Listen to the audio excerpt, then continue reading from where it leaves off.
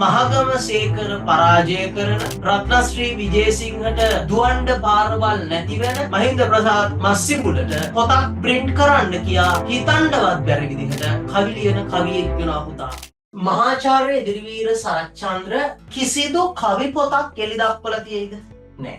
නවකතා තියෙනවා, කෙටි කතා තියෙනවා. අර ගුවන් විදුලි නාට්‍ය තියෙනවා, වේදිකා නාට්‍ය තියෙනවා, විචාර පොත් ලියලා තියෙනවා. හැමදේම කරපු එදිරිවීර සරච්චන්ද්‍ර කිසිදු ලෙසකින් කාව්‍යම ග්‍රන්ථයක් රචනා කරලා නැහැ. හැබැයි එදිරිවීර සරච්චන්ද්‍රගේ නවකතා ටික, කෙටි කතා ටික, නාට්‍ය ටික, සිංහබාහු මනමේ, ප්‍රේමතෝ ජයති, සෝකෝ, මහාසාර, හස්තිකාන්ත මන්තරේ, මේ හැම නාට්‍යයක්ම බැලුවොත්, නාට්‍යයක්ම කියවුවොත්, නව කතාවක්, කෙටි කතාවක් කියවුවොත්, එයාගේ පොතක් කියවුවොත්, මේ පොත පුරාවම තියෙන්නේ කාව්‍යාත්මක භාෂාව. එතකොට එදිරිවීර සරච්චන්ද්‍රයන් කිසිදු විට අහගන්න, කිසිදු විටක කෙටි කතා, නව කතා ඕවා ඔක්කොම ලිව්වට කවි පොතක් එළියට දාලා නැහැ. හැබැයි එයාගේ සෑම නිර්මාණයක් තුළම ඔහුගේ දක්ෂ කාව්‍යාත්මක කවි ගුණය එළි දක්වනවා. විශේෂයෙන් මනමේ නාට්‍ය, සිංහබාහු නාට්‍ය, ප්‍රේමතෝ ජායති, සෝකෝ නාට්‍ය, පබාවති නාට්‍ය තුළ මෙයාගේ මේ කාව්‍යමය ගුණය ඉහළ ඔසවා තබන ගුණයක්. දැන් මෙන්න මේක බලන්න.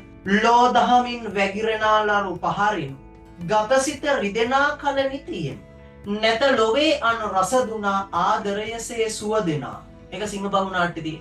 අසිරිමත් වූ දෙකි මෙලව ප්‍රේමේ නවිනා වැනූ පොරණ කිවිදුන් රසම සුබසිනා සියලු ඉසුරු වස්තු භෝග හරිතිනේක දනෝ සව් සැප දෙන සිතු විඩමන් ප්‍රේමේ නිසා. ප්‍රේමය හන්දා. දැන් එදිරිවීර සරච්චන්ද්‍ර කවියෙක්, කවි පොතක් එළි දක්වලා නැති වුණාට ප්‍රේමය පිළිබඳව ලියන හැම දෙබසක්ම එයාගේ කාව්‍යාත්මක ගුණයක්. මොන තරම් ලස්සනද මෙන්න මේ වචන කීපේ මම නැවත කියනවා අහන්නකෝ. ලෝ දහමින් වැඩෙනාරලු පහරින් ගතසිත රිදෙනා කල නිතියෙන් නැත ලොවේ අන් රස දුනා ආදරයසේ සුව දෙනා. මොන තරම් ලස්සනද ඈ. බලන්න මේ අදහස ලියනවා විලාසිනියකගේ ප්‍රේමය නමති කෙටි කතා පොතේ. ප්‍රේමය නම් අසනීය කුසුමක් වේ, රිසි වූ කෙනෙකුට පූජා කරන්නට, ලෝභ සිතින් තොර පිදුව මනාවේ, පෙරලා ලබන්නට නොසිතදා විදකුත්. එදිරිවීර සරච්චන්ද්‍රගේ භාෂා ලක්ෂණ නේ. දැන් බලන්නකෝ ස්වර්ණතිලක කතාවස්තුවේ මෙයා ප්‍රේමය ගැන ලියන විදිහ, මේ කාව්‍යාත්මක ලක්ෂණ මම පහල කරන්න පටන් ගන්න. එයා ලියනවා මෙහෙම. ස්වර්ණ තිලකා ලඳුන් ලබමින් ඇදුරු සඳ විය සාන්ත මනදොල චණ්ඩ මාරුතයකින් මුළුරෑ මහා සමුදුරු ජලය කැළඹුණු. නිසල ඌවා ලෙසට අලුයම සමග ඇයහා දවස් හැරී. බලන්න මේ ලස්සන. කනස් සලු බව සිතින් පහකොට පිළිසඳර සාමීචි බෙනෙමින් උසුළු නොවිසුළු වදන් නොවදන් පොපි දෙවා නුව තවර තොල්පෙ.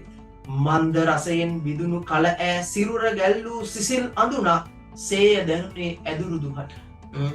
මේ ප්‍රේමය පිළිබඳව ශෘංගාර රසය නිර්මාණය කරන තැනක්. දැන් මනමේ නාට්‍යයේත් එදිරිවීර සරච්චන්ද්‍ර ලියනවා මෙහෙම. ප්‍රේමයෙන් මාන රංජිත වේ නන්දිත වේ පුෂ්පයෙන් වාන සුන්දර වේ ලංකෘත වේ. ප්‍රේමයෙන් මාන රංජිත වේ නන්දිත වේ පුෂ්පයෙන් වාන සුන්දර වේ ලංකෘත වේ. ආලයෙන් වෙලි සැදී මේ ලතා, ආලයෙන් වෙලි සැදී මේ ලතා.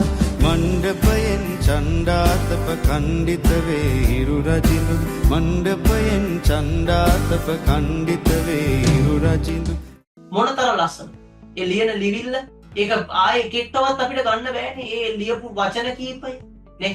ඒක නිසා එදිරිවීර සරච්චන්ද්‍ර කියන්නේ ලංකාවේ කවි පොතක් ලිව්වනම් මහගම සේකර පරාජය කරන කවි පොතක් ලිව්වනම් නූතනයේ කවිය විදිහට අපි පිළිගන්න රත්නශ්‍රී විජේසිංහට දුවන්ඩ පාරවල් නැතිවෙන නූතනම පශ්චාත් නූතන කවිය වෙන මස්සිමුලගේ මහින්ද ප්‍රසාද් මස්සිමුලට පොතක් ප්‍රින්ට් කරන්න කියා හිතන්ඩවත් බැරි විදිහට කවි ලියන කවියෙක් වෙනවා පුතා. එදිරිවීර සරච්චන්ද්‍ර කවි පොතක් එළියට දාලා තිබ්බා. හැබැයි එදිරිවීර සරච්චන්ද්‍රගේ වාසනාවට අපේ අවාසනාවට එහෙම කවි පොතක් වෙනමම නෑ මුළු ජීවිතේම කවි පොතක් ඉදිරිවීර සරච්චන්ද්‍ර. ඒක නිසා අපිට එයා ගැන ගොඩක් දේවල් කතා කරන්න පුළුවන්.